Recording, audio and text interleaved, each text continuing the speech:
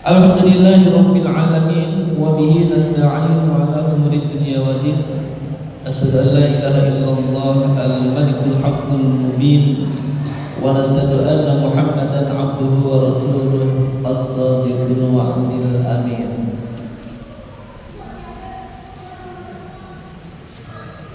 Faqad qala Allah ta'ala fi kitabihil karim ba'da a'udzu billahi minasy syaithanir rajim. Bismillahirrahmanirrahim.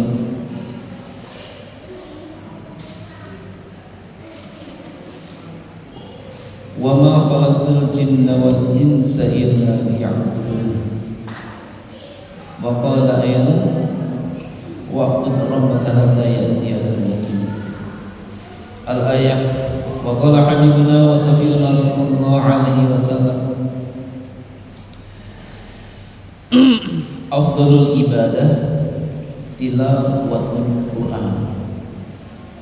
Wa qala aidan talabul ilmi fariidatun ala kulli muslimin wa muslimatin. Al hadits atau kama qala Rasulullah sallallahu alaihi wasallam.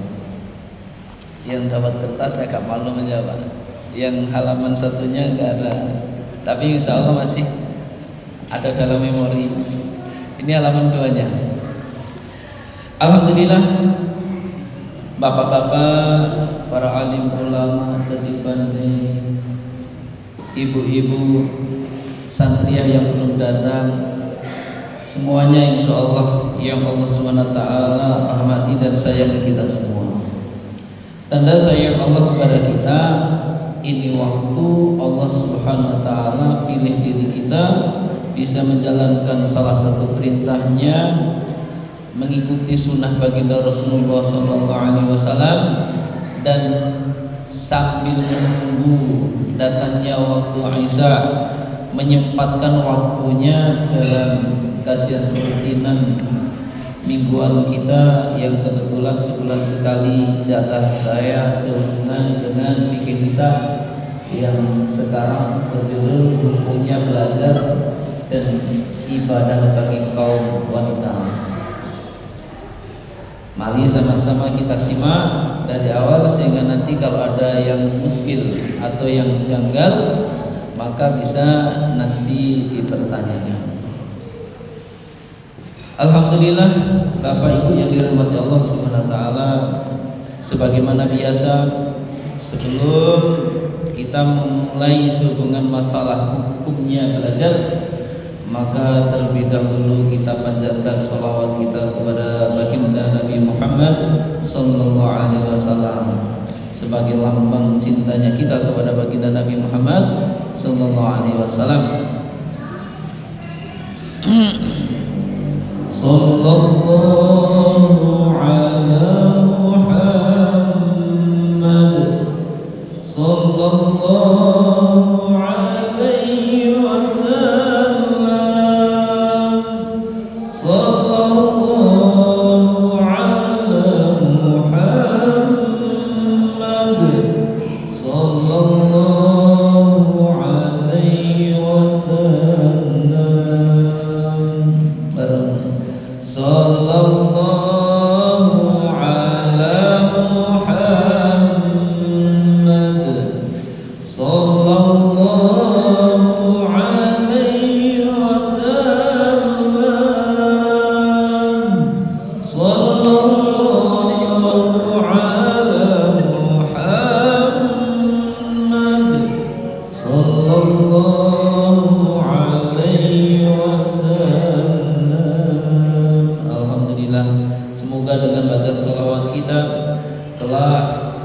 SWT akan berikan kepada kita hadiah syafaat dari baginda Nabi Muhammad sallallahu alaihi wasallam. Alhamdulillah, hadirin hadirat yang dirahmati Allah taala, singgungan masalah ilmu.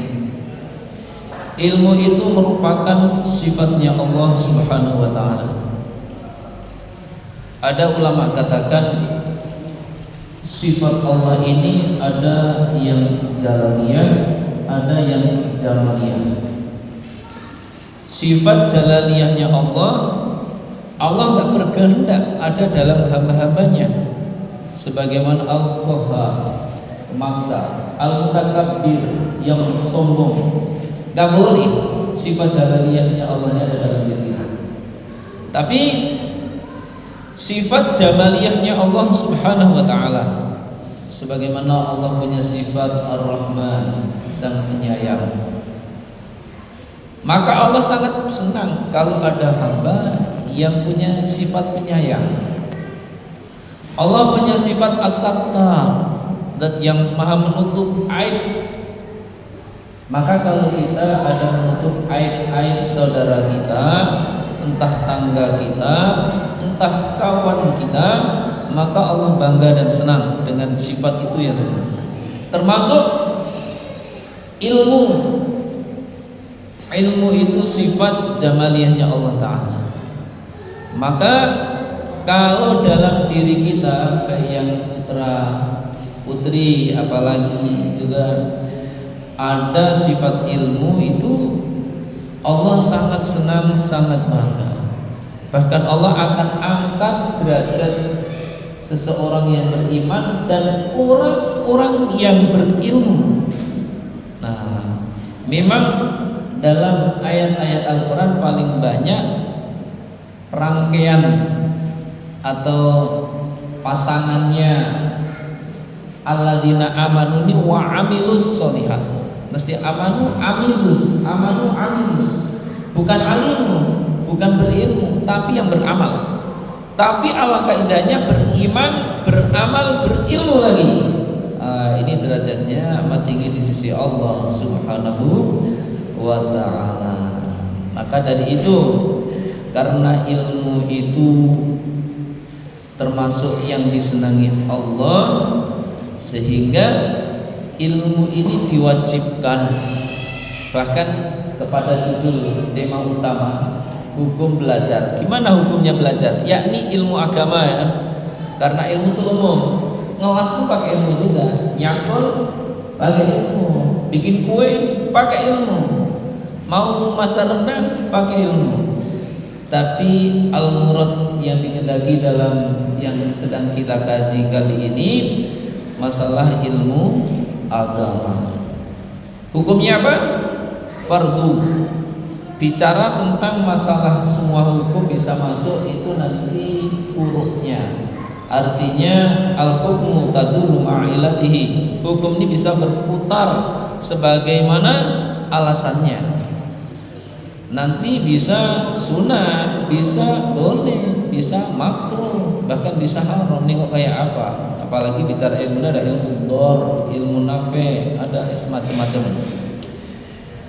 Atas dasar apa? Baginda Nabi sabdakan tolabul ilmi faridatun ala kulli muslimin wa muslimatin. Ini ada dalam lembaran yang pertama. Mencari ilmu itu hukumnya wajib. Dalam Syafi'iyah fardu sama wajib disamakan. Meskipun dalam mazhab yang lain ada yang mengatakan fardu ya fardu, wajib bukan. Maka kan salat witir ini sebagian mazhab yang lain wajib, tapi tidak fardu. Karena membedakan antara fardu dengan wajib. Dalam Syafi'iyah fardu sama wajib ini sinonim. Masih walaupun beda kata tapi satu makna. Artinya hal yang mesti harus kita kerjakan. Kalau mengulas membahas tentang masalah lafdhiyahnya, thalabul ilmi faridatun. Faridah ini sebenarnya bukan cuma sekedar fardu, tapi sangat fardu, sangat difardukan.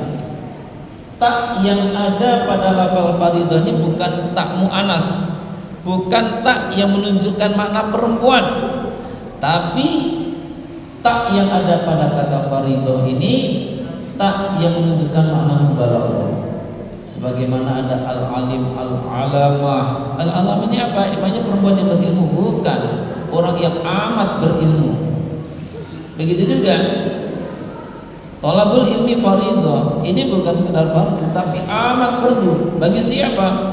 Bagi orang muslim laki-laki dan muslim perempuan.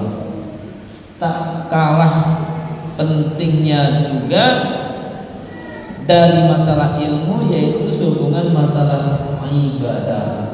Nah, maka hukumnya ibadah ini gimana? Ibadah ini juga suatu kewajiban bagi seorang hamba terhadap Rabbnya.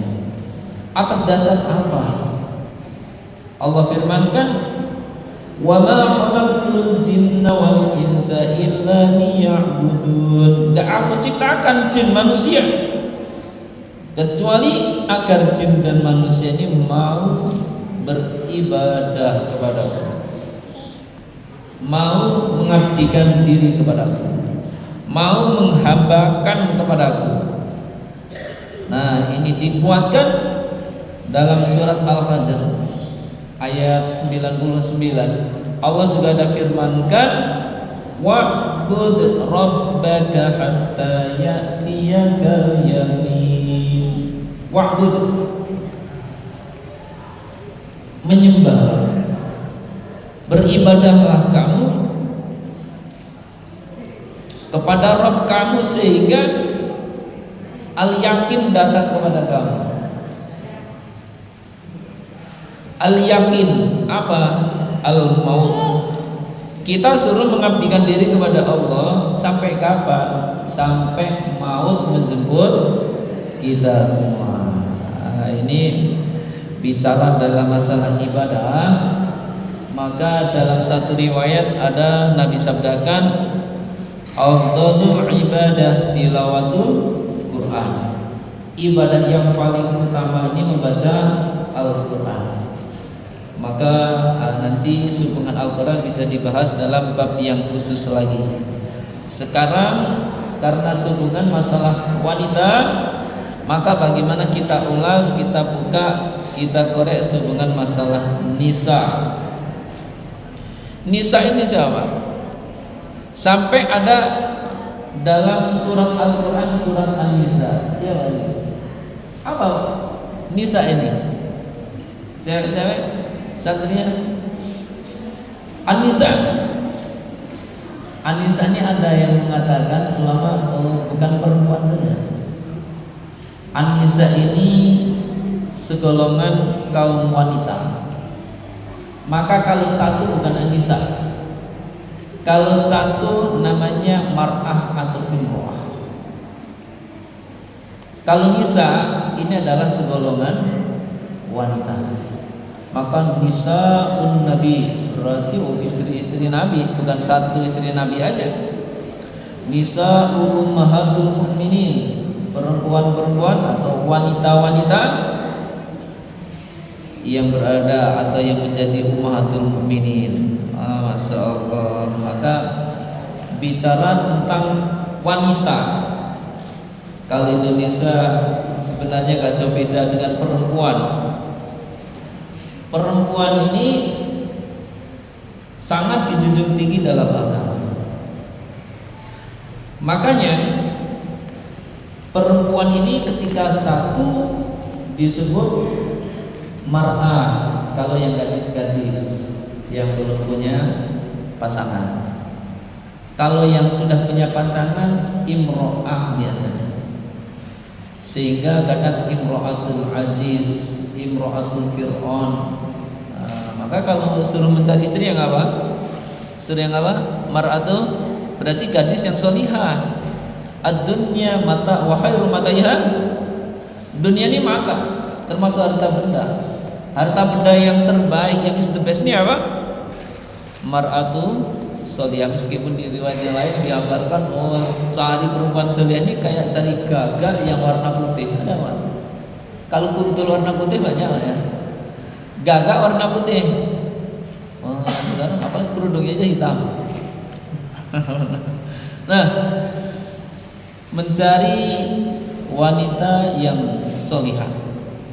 Maka sehubungan dengan ini malam membicarakan masalah perempuan, maka dalam satu kitab dalam tafsir Ayatul Ahkam sedikit membuka tentang nisa'ukum harthul lakum fa'tu harthakum anna syi'tum wa qaddimu li anfusikum wattaqullaha wa'lamu annakum mulaqu wa basyiril mu'minin. Nisa'ukum harthul lakum, perempuan kalian ini adalah sebagai harsun. Harsun ini apa? Harsun ini ladang. Lakum untuk kalian semua.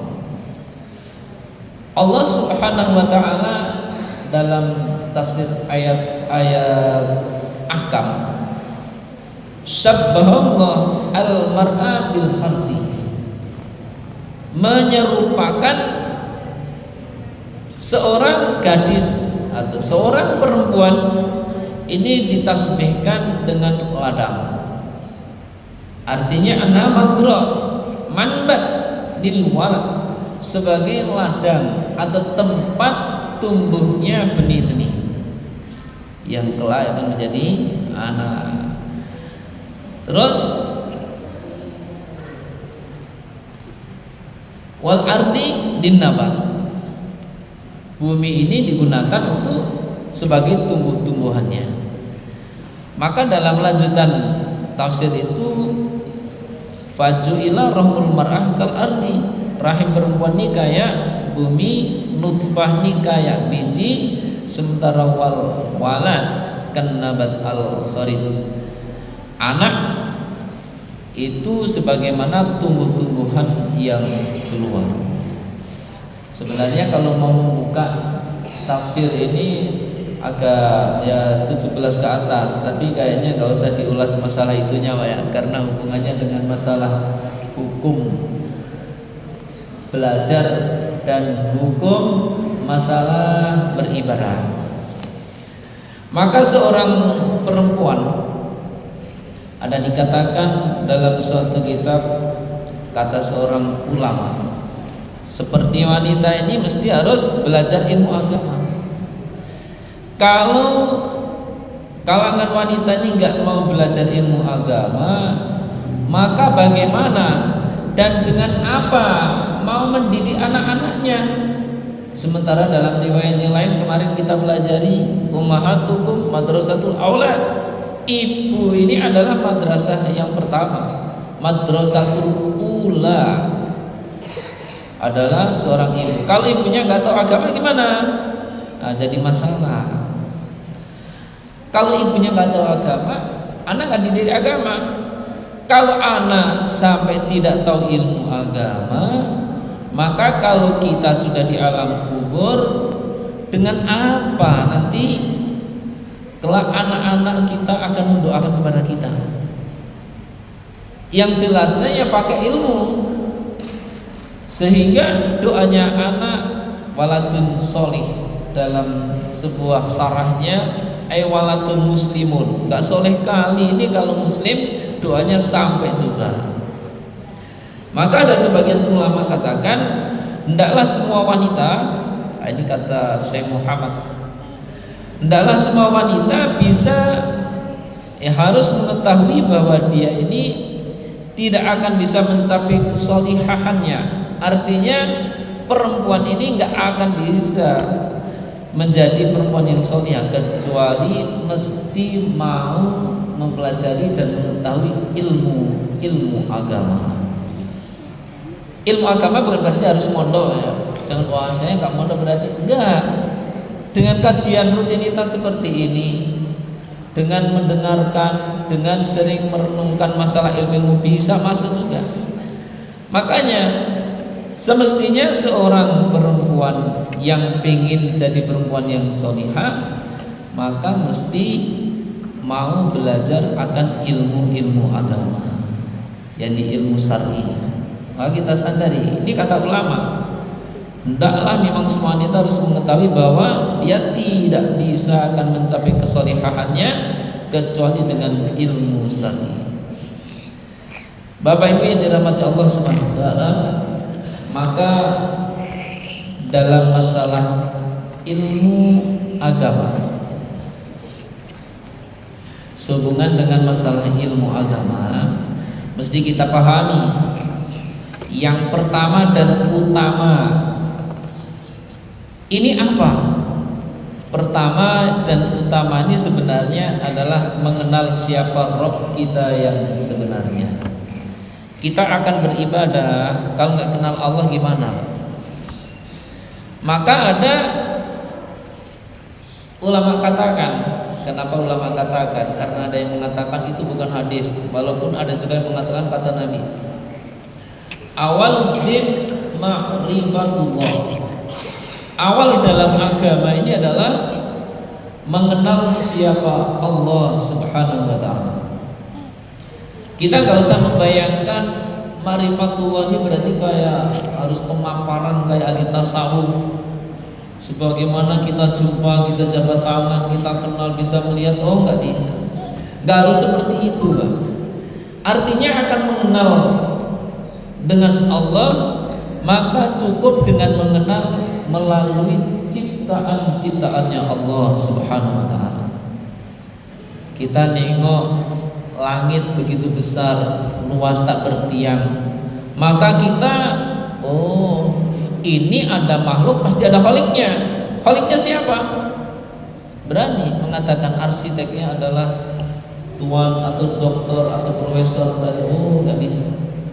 Satu-satunya jawaban cuma Allah Subhanahu wa ta'ala. Makanya kita harus kenal siapa Allah Subhanahu wa ta'ala. Maka untuk menanamkan rasa kita ini kenal dengan Allah, dalam ibadah tanamkan sifat ihsan. Ihsan, apa ihsan? Yakni anta'budu illallah ka'annaka tarah. Beribadah kepada Allah seolah-olah kita ini melihat Allah Ta'ala. Seperti kita, Pak, kalau CCTV ini ada dalam ruangan ini dan aktif, bahkan kadang nggak diaktifkan tapi tahu CCTV ini aktif, maka kita mestinya akan hati-hati apa yang dibuat oleh kita kan. Meskipun nggak ada orang, telanjang berarti nggak kira-kira Pak. Nggak berbuat yang seolah-olahnya, apalagi mau ngutip-ngutip uang infak pakai apa? Lem. Ada CCTV, walhasil nggak berani. Kenapa? Karena merasa dipantau oleh CCTV. Nah, begitu pula dalam kehidupan kita sehari-hari, ini ada dalam kontrol Allah Subhanahu wa taala.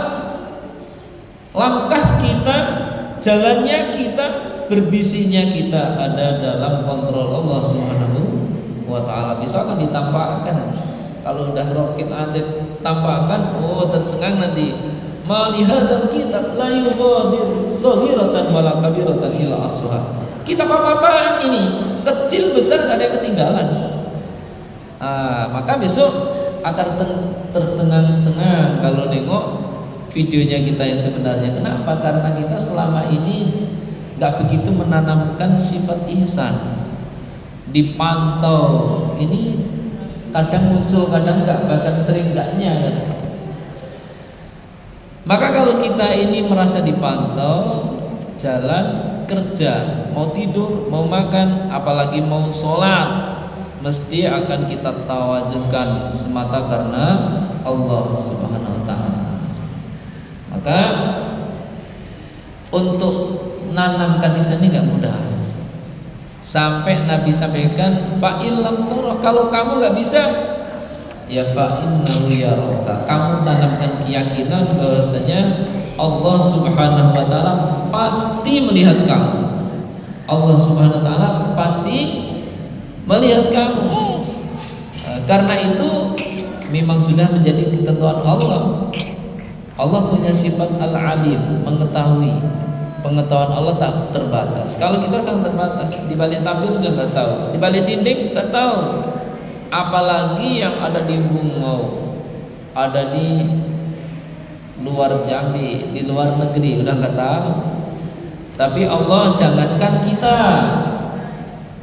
gesernya pasir yang di padang pasir, gesernya pasir yang di dasar laut, itu pun ada dalam kontrol Allah Subhanahu wa ta'ala. Jatuhnya daun dari rantingnya, itu pun bukan karena kebetulan sudah kering, sudah tua, sudah layu, enggak.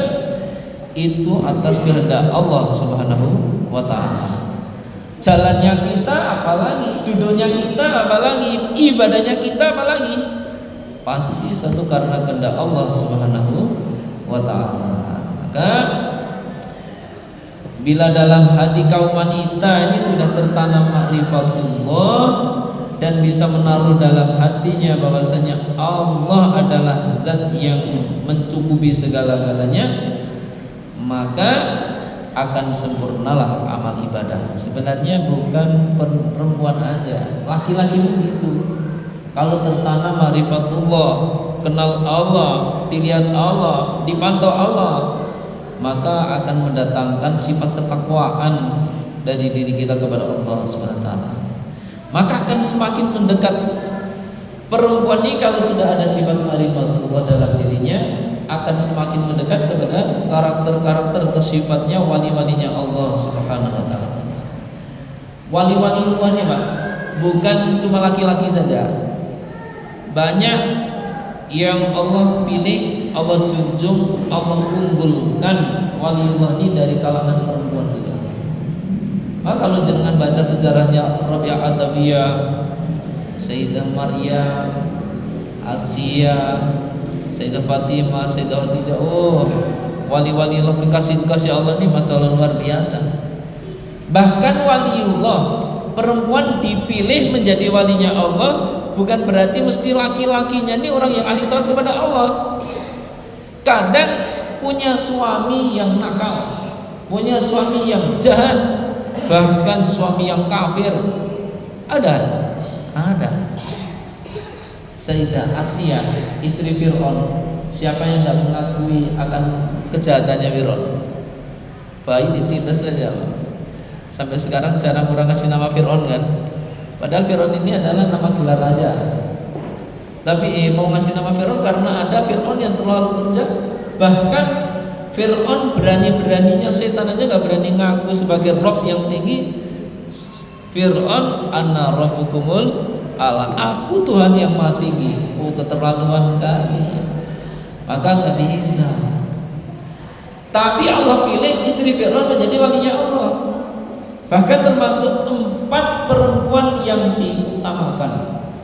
Paling utama-utamanya kalangan perempuan atau wanita di surga ini, diantaranya adalah istri Fir'aun laknatullah. Kalau istrinya yang gak laknatullah alaih, Fir'aunnya yang laknatullah alaih itu. Masya Allah, ada Sayyidah Khadijah, Sayyidah Fatimah, Sayyidah Maryam, termasuk istri Fir'aun ini 4 perempuan yang luar biasa. Maka sangat diidolakan, sangat tinggi martabatnya di sisi Allah SWT. Begitu juga banyak laki-laki. Laki-laki ini ada dalam sejarah, kalau dengan buka dalam Karumatul Auliya dan sebagainya. Oh, banyak sejarah-sejarah para wali ini. Bahkan ada dari bapak-bapak ini yang diangkat menjadi walinya Allah karena cerewetnya istrinya.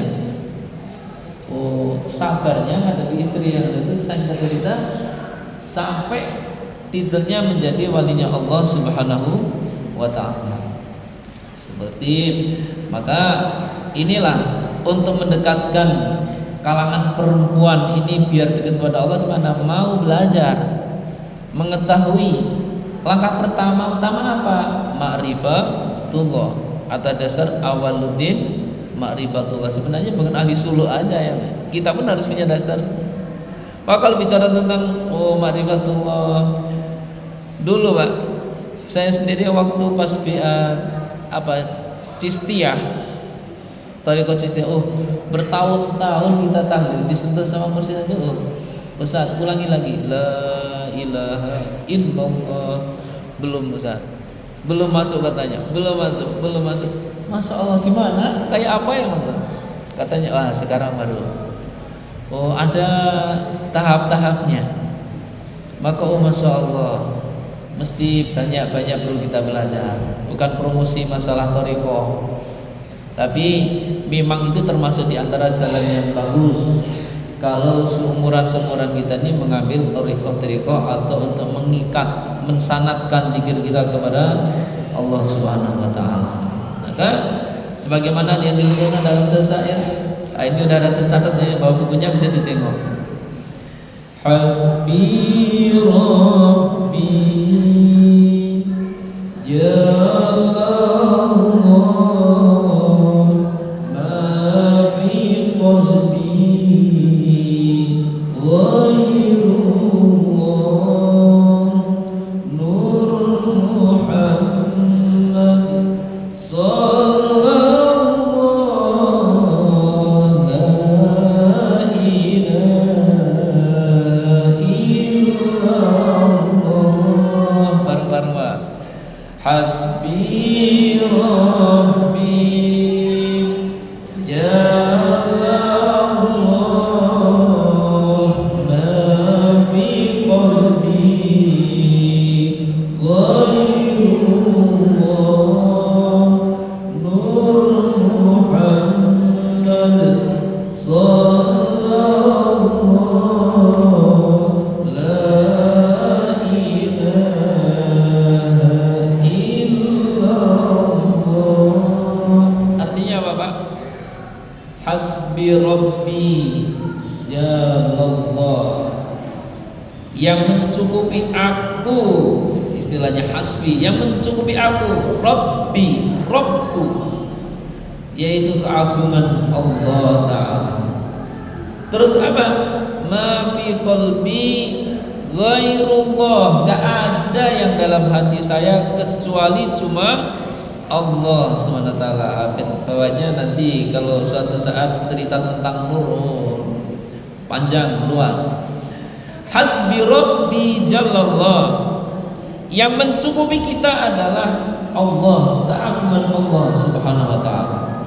Bahkan dalam hati enggak ada selain Allah Ta'ala.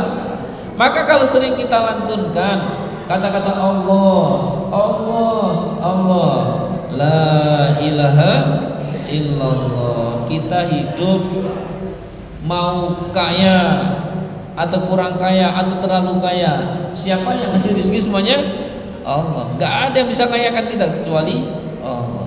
Kita enggak bisa hidup, yang menghidupkan kita siapa? Allah. Yang mematikan kita suatu saat Allah. Yang bahkan ngasih keluarga, ngasih anak, ngasih keturunan, ngasih pasangan siapa? Allah. Jangankan pasangan, kita sendiri enggak punya sebenarnya. Ada yang berani jawab, kamu milik siapa? Milik Bapak. Siapa yang bikin Bapak? Berani. Kita ini yang buat siapa Pak? Allah. Yang membentuk kita siapa? Allah. Yang menentukan rezeki kita Allah. Maka mesti kita ini tawadhu hanya kepada Allah. Dapat kerjaan dalam kerjaan, siapa yang ngatur? Allah. Kita ini akan jadi kaya, terlalu kaya atau gimana? Siapa yang ngatur? Kita ini mau dapat pasangan, gak dapat pasangan, atau pasangannya cantik atau enggak? Oh, siapa yang ngatur? Yang memasangkan siapa? Allah Ta'ala. Kita nggak tahu kan? Masih ada yang bujangan-bujangan. Kira-kira punya pasangan nggak? Kalau punya pasangan, cantik kali nggak kira-kira? Begitu juga yang mar'ah, gadis-gadis. Kalau punya pasangan, ganteng-ganteng. Tapi kayak apapun mesti tanamkan kesyukuran. Sebagai lambang ma'rifatullah, maka kenal Allah ini melalui dengan makhluk-makhluknya Allah. Kalau kita dapat pasangan, syukuri dia. Karena kayak apapun bentuknya, siapa yang menciptakan? Allah. Kayak apapun cantiknya, wah, nengok istrinya cantik kali, ingat betapa cantiknya dan yang menciptakan istri saya. Gitu. Jadi Masya Allah. Bahkan seorang istri kita juga kalau punya suami entah ganteng atau jelek kali atau ganteng kali, tertanam. Siapa yang menciptakan? Siapa yang ngatur? Siapa yang memfasilitasi semua itu? Itu semua adalah ciptaannya. Kalau kita mencela, menjelekkan pasangan kita, bisa termasuk mengkufuri nikmat Allah. Maka kata guru Ustadz di Jawa, kamu nih le, itu biasanya di Jawa kadang le, kadang nam. Kalau kamu punya pasangan, tanamkan pertama hasbi rabbi jallallah. Kalau keagungan Allah sudah mencukupi, ada dalam dirinya, ma fi qalbi ghairullah, enggak ada selain Allah dalam hatinya. Artinya dalam hati adanya Allah, Allah, Allah. Sehingga masalah pasangan ganteng enggak ganteng, pinter enggak pinter, cantik enggak cantik, udah pokoknya itu pasangan memang yang Allah kehendaki itu. Udah, syukuri. Tetap kita bersyukur. Sampai pesennya di antara kiai Zadul waktu di Jawa, kalau kepeksa bojone kamu kok elek nih, ireng misalkan atau parah, udah matikan aja lampunya, sama aja itu tanggung jawab itu. Sama gak kira-kira Pak? Ini matikan aja lampunya, sama itu. Nah, hadirin hadirat yang dirahmati Allah Subhanahu wa taala. Mesti kita banyak berenung. Setiap kita mesti kita lantunkan sering berdoa kepada Allah Subhanahu wa taala. Di antara doa yang terbaik bagaimana, ya Allah, jangan Kau matikan kami sebelum kami ini Engkau jadikan wali-wali yang mulia. Jangan Kau matikan kami sebelum Kau sempurnakan iman amal soleh kami, ya Allah. Sehingga ketika kita meninggal dunia, berpindahnya ke alam yang sangat indah, sangat megah, sangat mewah untuk kita semua. Semoga ngaji kita rutinan sebentar maghrib isya ini bisa mengendong hati kita, sehingga kita selalu mengenal Rabb kita, sehingga kita menjadi orang yang paham dengan ilmu agama, bisa mengamalkan agama dengan secara syar'inya. Alhamdulillah. Jadi kajian kali ini sampai sini. Bila dari awal hingga akhir ada yang meleset, ada yang kurang, ada yang hilang, mohon maaf, mohon ampun sama Allah Ta'ala. Bila ada benarnya, bagaimana kesankan, niat amalkan. Nah, ada waktu sedikit. Kalau ada yang ditanyakan, kami kalau ada kajian-kajian yang itu biasa Pak, buka pertanyaan. Kalau ada yang ditanyakan, siap membantu mencarikan jawabannya. Berapa menit lagi? Masih ada 6 menit lebih katanya. Ada Pak, dari sebelah kanan. Tema utamanya hukum belajar dan ibadah bagi kaum wanita. Kalau yang sehubungan ini monggo, atau kalau yang enggak ya enggak apa-apa, di luar tema yang sudah dibuat dalam papan tulis. Ada bikin pertanyaannya pun nggak bisa. Bang Wendy, Rian, almar'ah, calon mar'ah solihah, ibu-ibunya malu-malu ditutup tabir, padahal nikah wanita nih. Dipersilakan ibu-ibu dengan transparan, terbuka. Kalau ada yang dijanggalkan sehubungan dengan ubudiyah, dengan muamalah pun monggo, dengan masalah ilmiah. Tema sekarang hukum belajar dan ibadah. Gak ada Pak, berarti gak usah paksakan kalau gak ada. Alhamdulillah, kita tutup dengan doa pimpinan majelis. Subhanallah wa bihamdi, subhanakallahumma wa bihamdika, asyhadu an la ilaha illa anta, astaghfiruka wa atubu ilaik. Wabillahi taufiq wal hidayah. Assalamualaikum warahmatullahi wabarakatuh.